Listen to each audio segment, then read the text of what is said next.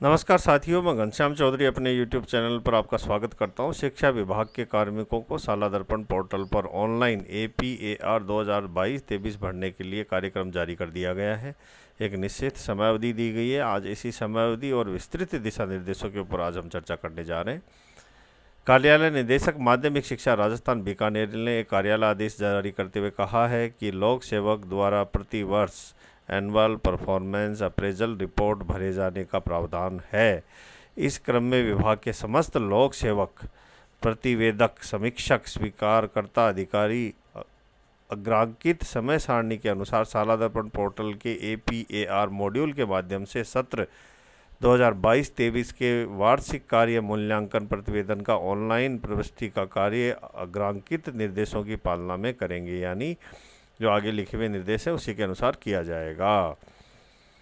ये तो स्पष्ट हो गया कि APAR हमारे को ऑनलाइन साला दर्पण के माध्यम से ही भरना है। जो APAR है ये राजकाज, जो SSO लॉगिन के माध्यम से राजकाज के द्वारा भी भरा जाता है, लेकिन वहाँ पर शिक्षा विभाग के उन्हीं अधिकारियों को भरा जाएगा जिनके APAR के ऊपर प्रशासनिक अधिकारियों की टिप्पणी आवश्यक है, या सीधे प्रशासनिक अधिकारियों के संपर्क में या उनके अंडर वो काम कर रहे हैं।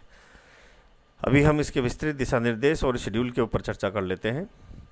सबसे पहले तो अपन इसके शेड्यूल के ऊपर चर्चा करते हैं। यहाँ पर कार्यालय में कार्यरत मंत्रालय कार्मिक एवं अधिकारियों के लिए ये जो शेड्यूल है वो अलग है। साथ ही विद्यालय में कार्यरत शैक्षणिक संवर्ग के जो लोक सेवक हैं उनके यहाँ पर शेड्यूल अलग शो किया गया है।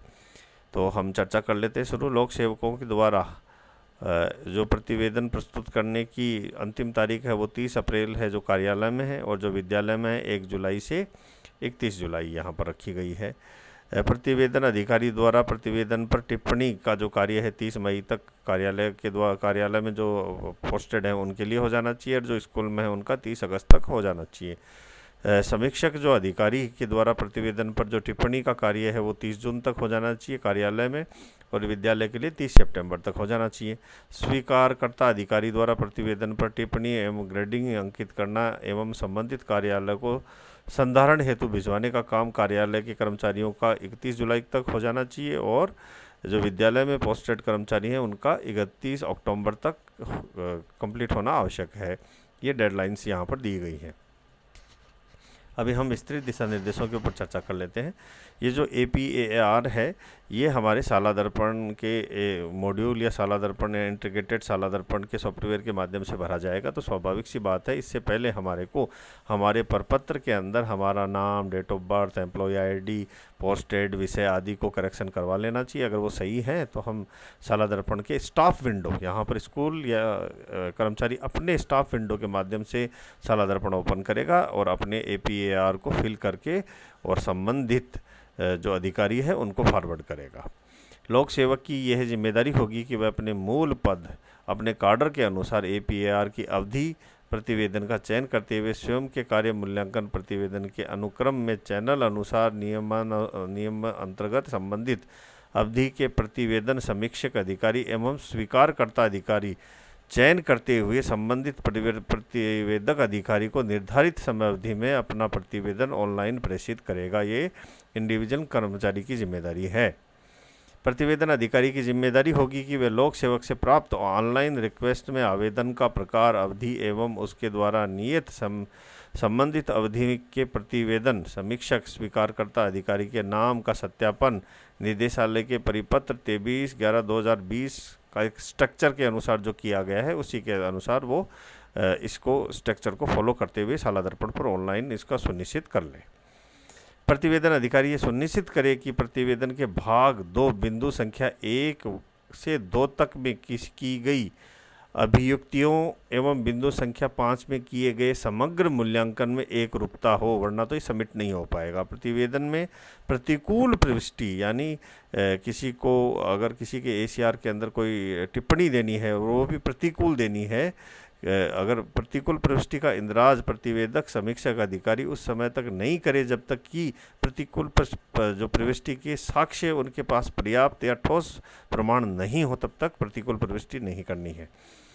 जिन कारणों से प्रतिकूल प्रविष्टि की जा रही है उससे संबंधित दस्तावेजों को मॉड्यूल के माध्यम से अनिवार्य रूप से अपलोड करें।